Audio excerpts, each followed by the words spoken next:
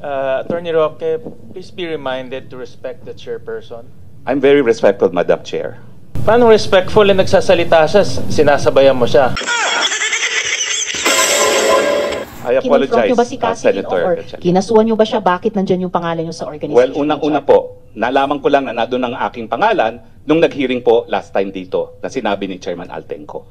Pero bilang abogado and naging professor ng constitutional law, I'm familiar with the rules of the Senate. And the Senate says that in proving facts, the rules of court apply in a suppletory character. I don't need to argue with you about Opo, that, Attorney. pero But you ang don't need sinasabi to, ko lang excuse me, sandali po. You don't need to tell the committee what the rules of the Senate are. Well, I'm just Please citing just po. answer our question. You don't My need to answer cite, po it's not is necessary. that document is only evidence of its existence. Pero para patunayan po yung katotohanan na nakalasaad sa dokumentong yan, dapat meron pong testigo na nakakita ng ginawa yung dokumentong yan, o di naman kaya testigo ng gumawa ng dokumentong yan, o di naman kaya yung testigo na pumirma ng dokumentong yan. Actually, Pag as wala I po said yan, earlier, hindi po siya excuse me. po No, pwede. excuse Ma'am, me. excuse me kasi No, excuse me, Attorney Roque. I'm sorry, madam, but I am a Yes, it's all resource right. person invited. Yes, you are. I was Wait, asked let me to finish. answer. Yes, you Hindi ko already po answered maintindihan, in excess. Kapag gusto niyo Sandali akong po. tumigil, papatigil niyo ako kapag ako nag-explain.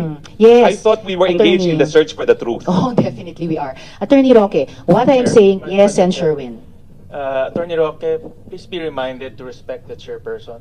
I'm very respectful, Madam Chair. Paano respectful na nagsasalita siya, sinasabayan mo siya? I apologize, Senator Gatchalian. One more, I apologize. I will cite you in contempt. And if you disrespect the chairperson, you'll be compelled to cite you in contempt. I understand and I apologize. Mo naman Your Honor. sabayan siya, nagsasalita siya, siya ang chairperson. Okay, Your Honor. I understand. I apologize. Salamat, Sen. Sherwin. At salamat, Attorney Roque, sa apology nyo kay Sen. Sherwin. All I'm saying is, there is no need for any resource person to cite the rules of the Senate to a Senate committee. We know that. So please just answer the questions which are being asked of each resource person at length with an embarrassment of time para masagot nyo yung mga tanong. But please stick to the topics and do not lecture a Senate committee about the rules of the Senate committee. We know that.